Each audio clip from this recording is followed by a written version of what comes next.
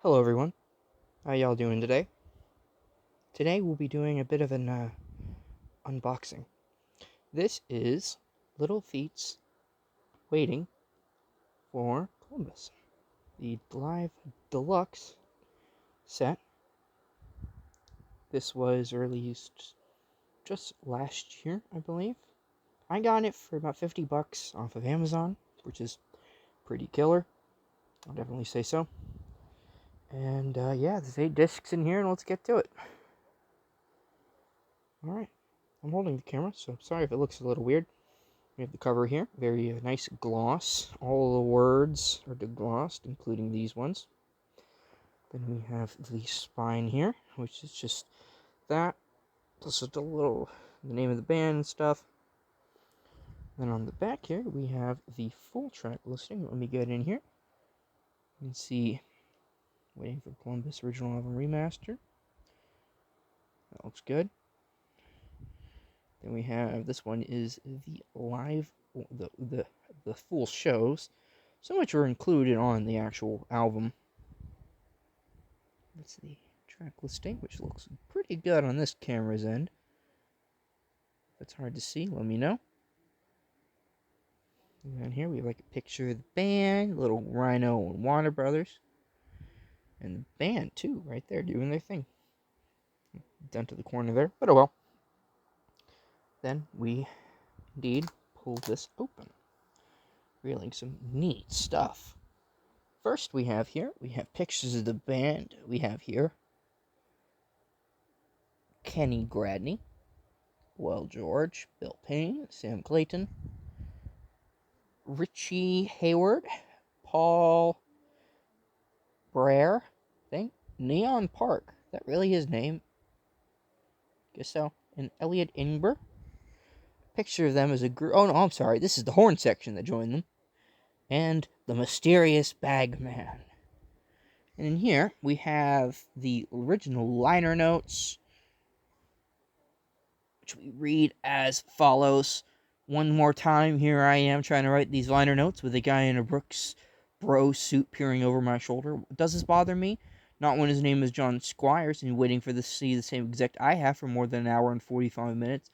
Decide how I outline where the recording, where the recordings are made, and the rest they go over where it's all recorded. It's on every copy of the album. You know, they go over who recorded, the managers, that sort of thing. Then we get to here. We get to the meat and potatoes of the set. We have this thing. Pretty nice. And of course we have here the book, which we will pop out here. We'll get the CDs in a second. The book is also very nice, as you probably guessed, for usually about $100 set. And the cool little doodles on the cover here. Matches the bonus, the concerts, which I'll show that once we get to them. Then we have more footage of the band here doing their thing. What up, boys? And then we have words about it. The road for Waiting Columbus is a long one.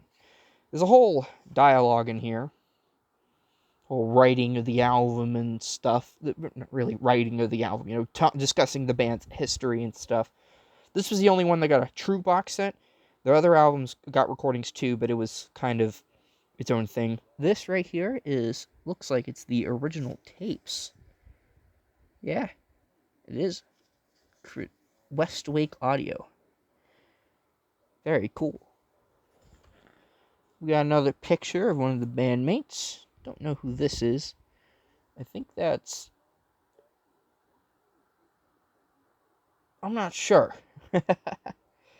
I'm sure someone in the comments will know. We got more interviews with the people involved. More pictures of the bandmates. More pictures of the recordings, the reels. More pictures of them doing their thing, of course. Sorry about the glare. I have a light directly above this spot. A little hard to see him. More pictures of them doing their thing. Them talking about their history still. I'll scroll through this quicker. More pictures of the band. Picture of the drummer gentleman. More interview. Wow, this is quite a long interview. There's another cool, great picture of the band here. You can see all this, them doing their thing. Another picture of one of the recordings. Must be a long Dixie Chicken if it's only 3 tracks. More interview. Cool red lighting picture of the band. Okay. Oh, there they are again. More interview, of course. I think you get the picture. Okay, I don't need to go through the whole thing. You get it. You understand. I'm sure.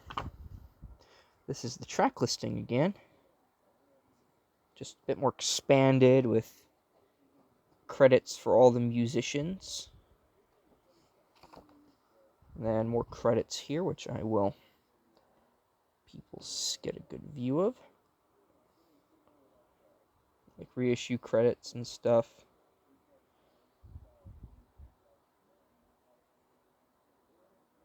And apparently, 81077 is sourced from a 2-track stereo master as throughout their oscillations and lead vocal volume throughout the show. We saw accurate documentation of that night's performance and left the show as it is. It's a dynamite show. Warts and all. Jason Jones. More credits. You get the drill. Oh, in the back here, which I think this is from actually inside the original vinyl. No people wearing bike gear. Seems a little excessive, but whatever. We're talking about the 70s here. It's not like it, Alright, first up we have here is the actual album. This is the album. It's also glossy. I think it's a bit more glossy than the actual set cover, but who knows. Pull the discs here in a minute. Of course, we have the cover. On the inside here, we have the picture. We have of course, all the stuff that you saw on the inside of the actual thing. Just the original, what you would have seen on the original album version, of course. And on the back here, we have the original back with the picture of the band. A bit more clear than that one on the back of the actual set. And credits and track listing. One moment while we pull out the discs. One moment, please. There we go. Which are themed to Warner Brothers. And this is just disc 1.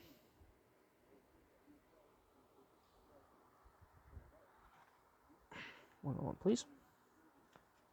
There we go. And then we have, one moment, please. Disc. There we go. Disc 2. Yay. We have a lot more of these to go through. We got 2 more full shows we have to sort through yet. Okay. All right. Now we get to the bonus show, the full shows. There are 3 of them, as you can see here. We have a July 29th, 1977 one. This was in Manchester City Hall, Manchester, UK. Then we have August 10th, 1997. This is the Lisner Auditorium in Washington, D.C., which I've never heard of that one. I wonder if it's nice. And then last but not least, we have the Rainbow in London, UK.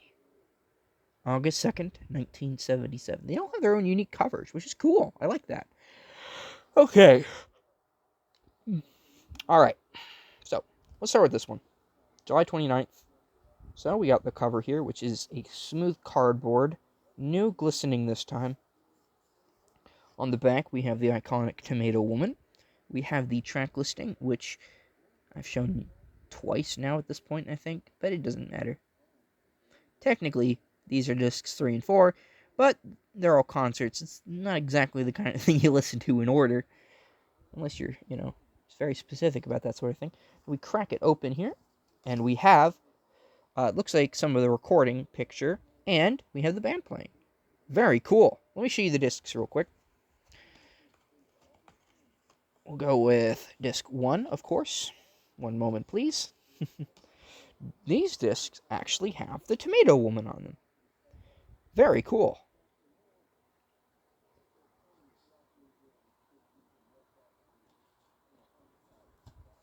Okay, we slide that back in.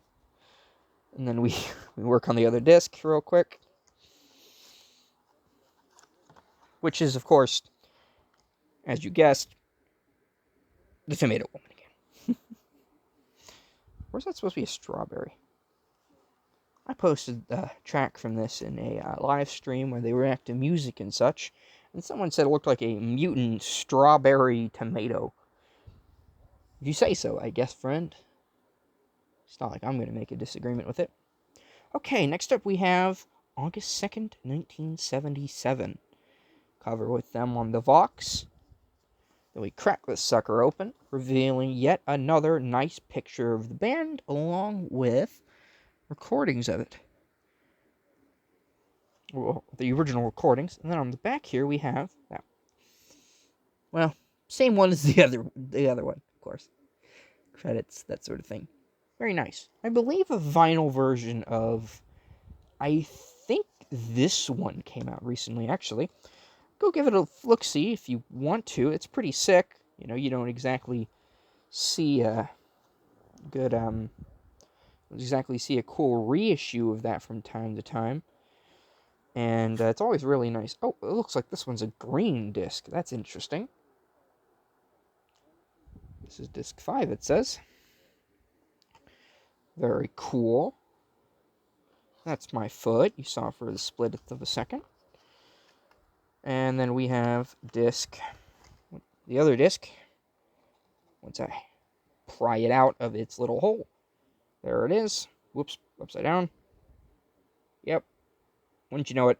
Another disc. This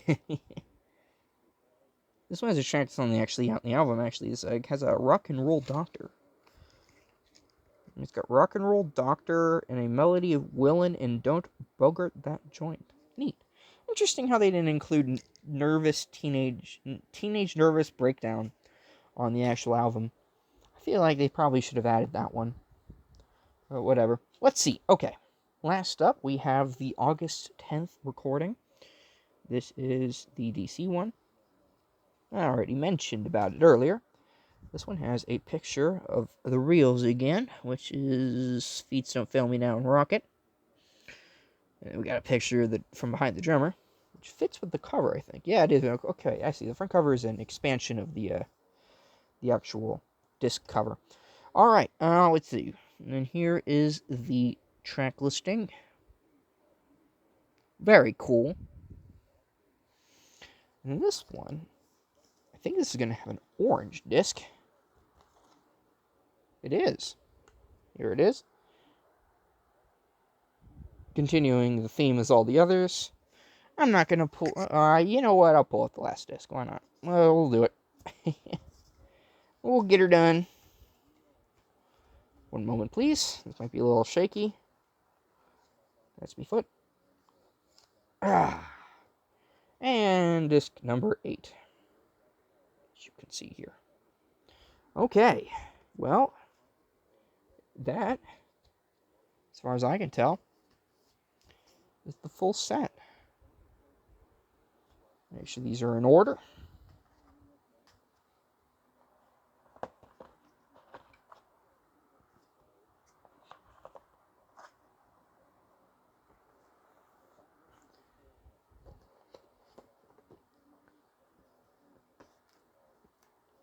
One moment. And there we go, folks. That is the Little Feat Waiting for Columbus box set. Hope y'all enjoyed. Hope y'all have a nice day. And like and subscribe. You know the drill.